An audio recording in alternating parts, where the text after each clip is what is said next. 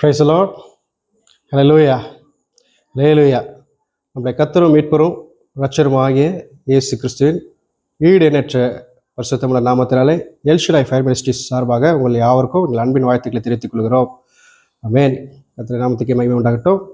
போன வீடியோவிலே நம்ம கர்த்தர் எல்ஷடாய் சர்வவல்லமையுள்ள தேவனை குறித்து தியானித்தோம். எப்படி கர்த்தர் தன்னை சர்வவல்லமையுள்ள தேவனாக ஆபிரகாமுக்கு தன்னை எப்படி அவர் வெளிப்படுத்தினார் என்றது குறித்து நம்ம தியானித்தோம்.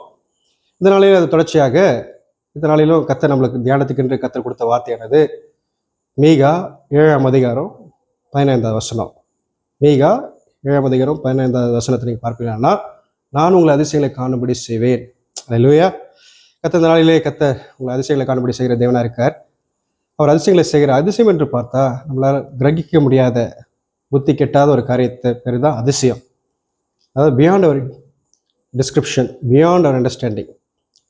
அதாவது விவரிக்க முடியாத ஒரு காரியத்தை குறித்து பேசுவது அதிசயம்.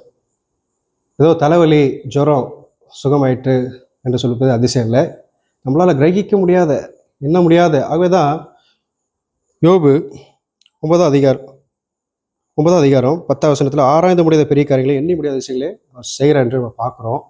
அந்த அதிசயமானது கர்த்தர் செய்யும்போது பார்த்தீங்கன்னா, ஏசாயா 60ஆம் அதிகாரம் 5ஆம் வசனத்தை பார்த்தீங்கன்னா, உங்கள் இறுதி அதிசயப்பட்டு பூரிக்கும். ஆமென். இல்லையா? உங்கள் இறுதி என்னவா இருக்கும்? அதிசயப்பட்டு பூரிக்கும் என்று கர்த்தர் சொல்றாரு. இப்போ இந்த நாளிலே கூட கர்த்தர் உங்களை அதிசயங்களை காணும்படி செய்கிற தேவனாக இருக்கார். எப்படி கர்த்தர் தன்னை எல்ஷடாய் சர்வவல்லமையுள்ள தேவனாக தன்னை முதலாவது ஆபிரகாமுக்கு கர்த்தர் தன்னை வெளிப்படுத்தினார். அப்போ இந்த நாளில் ஆகவே தான் கர்த்தர் ஏன் அவர் சர்வவல்லமையுள்ள தேவன் என்று பார்த்தா, அவர் நாமமே பார்த்தீங்கன்னா ஏசாயா 9ஆம் அதிகாரம் 6ஆம் வசனத்தை பார்த்தீங்கன்னா, முதலாவது அவருடைய நாமம் அதிசயமானது. அவர் நாமமே அதிசயம் என்று சொல்லப்பட்டிருக்கு. Is name is wonderful.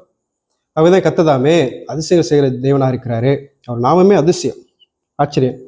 அப்போதான் நீங்கள் ஆபிரகாமுக்கு கர்த்தர் தன்னை வெளிப்படுத்தும் போது நான் சர்வவல்லமையுள்ள தேவன் என்று வெளிப்படுத்துகிறார்.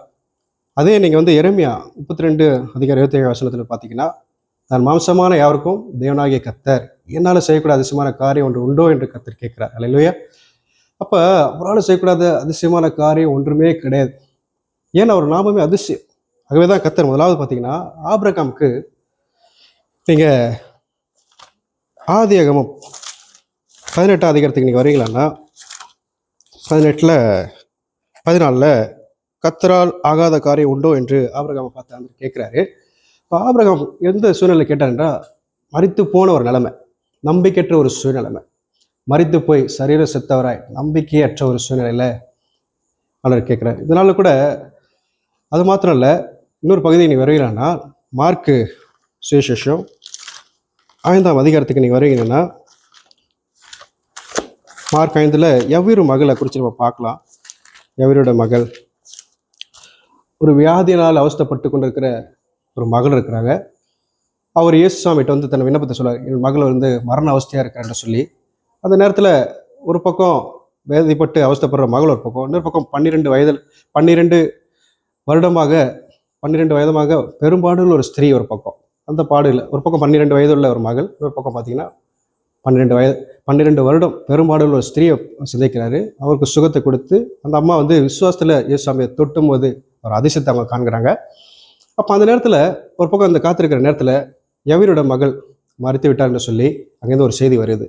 இப்போ பார்த்தோன்னே ஐயோ இதுக்கப்புறம் ஜெபித்து பிரயோஜனம் இல்லை என்ற ஒரு நிலைமையில் அவர் இருக்கார். இன்னும் இயேசுசாமி கிட்ட பார்த்து பிரயோஜனம் இல்லை என்ற சூழ்நிலை இருக்கும்போது பயப்படாத விசுவாசம் உள்ளாருன்னு சொல்லி கர்த்தர் எவரை பார்த்து சொல்கிறார். அதில் அந்த மார்க் 5ல் கடைசி பகுதியில் நம்ம நேரம் போதாது அப்படின்னாலே அதிகம் நிறைய வசனங்கள் தியானிக்கிறதுக்கு நேரம் இல்லை.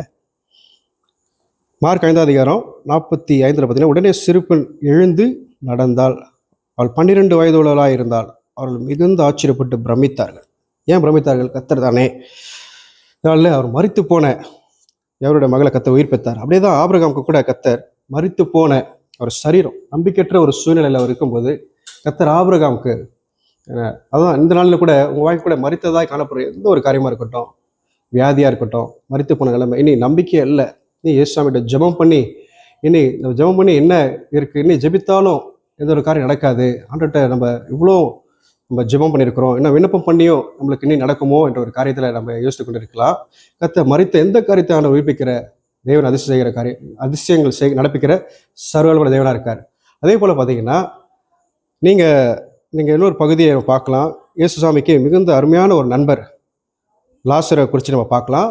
லாசர் பெத்தனி என்ற ஒரு கிராமத்தில் இயேசு கிறிஸ்து அடிக்கடி விசிட் பண்ணி அடிக்கடி தங்குறதான ஒரு அருமையான ஒரு ஊரில் கிறிஸ்து இயேசுக்கு நெருங்கிய அருமையான நண்பர் லாசர். அவர் வியாதிப்பட்டு திடீரென்று மரித்து போய்விட்டார். அவர் மரித்து போய் அவரை போய் அடக்கம் பண்ணி விட்டார். அடக்கம் பண்ணப்பட்டு, இதெல்லாம் சுத்தமாக நம்பிக்கை இல்லை, மரித்து போய் அடக்கம் பண்ணப்பட்டு ஒரு 4 நாட்கள் ஆகிவிட்டது. இதை இயேசு கிறிஸ்து அந்த இடத்துல இது செய்தி கேள்விப்பட்டு வரும்போது அங்கே உள்ள அவரோட சகோதரிமார்கள் கேட்குறாங்க, ஆண்டவரே நீங்கள் மொத்தம் கூட இருந்துப்பீரானால் இந்த மாரி எங்களுக்கு சகோதரி இப்படிப்பட்ட நம்ம ஆயிருக்காது என்று சொல்லி அழுகிறாங்க. அப்படிப்பட்ட நிலைமையில கூட ஆண்டவரே நம்ம கூட இருந்திருந்தீங்கன்னா என் வாழ்க்கையில் ஏன் இவ்வளோ நடந்திருக்கணும், என் வாழ்க்கையில் ஏன் இந்த ஒரு காரியத்தை நான் கடந்து போயிருக்கணும் அப்படின்னு சொல்லிட்டு ஒரு விதத்தில் நம்ம எவ்வளோ பாரப்பட்டு கஷ்டப்படலாம்.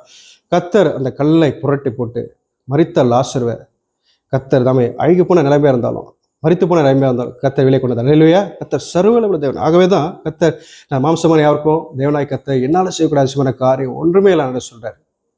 ஆகவே தான் கத்தர் பார்த்தீங்கன்னா கத்தர் தமக்காக தெரிந்து கொண்ட இஸ்ரேல் ஜனங்களை குறித்து நம்ம பார்க்கலாம். எவ்வளோ அதிசயங்களை கத்தர் செஞ்சாய். இஸ்ரேல் ஜனங்கள் கத்தர் பார்த்தீங்கன்னா அவருக்கு முன்னாடி அவங்க கடக்கக்கூடாதபடிக்கு ஒரு சிவந்த சமுத்திரம் அவங்களுக்கு முன்னாடி நடுவாக நின்று இருந்தது.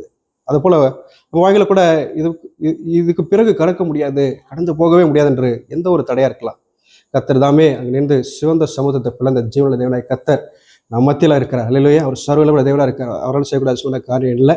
நம்மளால் கடந்து போகக்கூடியாத எந்த ஒரு பாதையாக இருக்கட்டும், எந்த ஒரு நம்பிக்கையற்ற சூழலாக இருக்கட்டும், கத்தர் நிச்சயமா ஆபிரகாம் பாருங்க, நீங்க பவுல் அழகா அவரை குறித்து சொல்லுவார். ரோமர் 4:18 பார்த்தீங்கன்னா நம்பிக்கைக்கு எதுவும் இல்லாத இருந்தோம் கத்தர் ஆபிரகாம் என்ன பண்ணாரா, நம்பினாராம்.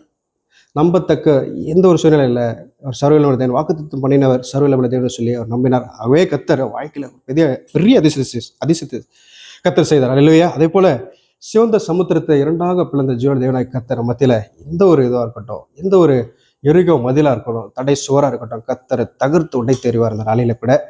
அதே போன்று என்ன யோதா நதியாக இருக்கட்டும், அதை கத்தர் தாமே பின்னிட்டு செய்கிற ஜீவன தேவனாக இருக்கார். அல்லேலூயா. அந்த அதிசயங்களை தேவனை குறித்து இன்னும் அதிகமாக ஆழமாக வருகிற வீடியோ நம்ம தியானிக்கலாம். கத்தர் சர்வவல்லமை தேவனாக இருக்கார். இன்றைக்கு தாமே உங்களை கத்தர் ஒருவேளை மரித்து போன நிலைமையில இருந்தாலும் எவருடைய அந்த சிறுப்பெண்ணை கத்தர் மகனை உயிர்ப்பித்த பிரகாரமாக, மரித்து போய் அடக்கம் பண்ணப்பட்ட லாசர் உயிர்ப்பித்த பிரகாரமாக, மரித்த சரீரமாகிய ஆபிரகாமோட சரீரத்தை உயிர்ப்பித்த பிரகாரமாக, இந்த நாளிலே மரித்து போன ஆவிக்குரிய ஜீவத்தில் எந்த ஒரு காரியமாக இருந்தாலும், எந்த ஒரு சூழ்நிலை இருந்தாலும் கத்தர் உயிர்ப்பிக்க தேவன் வல்லமையுள்ள தேவனாக இருக்கார். அல்லேலூயா. அதே போல எந்த தடை சுவராக இருந்தாலும், எந்த எரிகோ மதிலாக இருந்தாலும், எந்த யோத நதியாக இருந்தாலும், எந்த ஒரு செங்கடாக இருந்தாலும் கத்தர் இந்த நாளிலே பிளந்து நமக்கு மத்தியில் அதிசயங்களை நடப்பிக்கிற ஜீவன தேவனாக இருக்கார். அல்லேலூயா. தொடர்ந்து ஒரு நாட்களில் இன்னும் ஒரு வீடியோல அதிகமாக கத்தர் குறித்து இந்த அதிசயங்களை குறித்து நம்ம தியானிக்கலாம். அதனாலே கத்தர் உங்களோடு கூட அதிசயங்களை நடப்பிக்கிற ஜீவன தேவனாக இருக்கார். ஆகவே நம்ம ஜெபிக்கலாம். அன்பும் இருக்கும் கிருபையில் நல்ல தேவனாய் கத்தாவே, பரிசுத்தமுள்ள தேவனாய் கத்தாவே, திருக்குமாராய் கிறிஸ்து நாமத்தினாலே இந்த சமூகங்களை தாழ்த்துக்கிற ஜெபிக்கிறப்பா.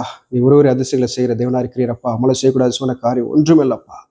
நீ சகலத்தையும் செய்யல, நீ செய்யறது ஒரு நாளும் தடைப்படாதப்பா. எங்கள் மத்தியில் இன்னைக்கு மரித்தது போல நம்பிக்கையற்ற சூழ்நிலையை எதுவாக இருந்தாலும் கத்தாவே, கத்ததாமே ஆண்டவரே நீர் அப்பா மரித்தவங்களை உயிர்ப்பிக்கிற தேவனா இருக்கிறப்பா. உழந்த எலும்புல உயிரடை செய்த தேவனா இருக்கிறப்பா. எங்களை உயிர்ப்பிக்க முடியாது ஜெபிக்கிறப்பா. ஆவிக்குரிய ஜீவத்திலேயோ சரீரத்திலேயோ வியாதிப்பட்டோ அந்த எந்த ஒரு வழிவாசல் திறக்காம அடைப்பட்டோ இருந்தாலும் கத்தருங்க ஆண்டவரே எங்களுக்கு புது வழிவாசலை திறக்கிற ஜீவன தேவனாக இருக்கிறேன். இந்த கருத்துக்களை தாழ்த்தி அர்ப்பணிக்கிற ஒப்பு கொடுக்குற சுவாமி.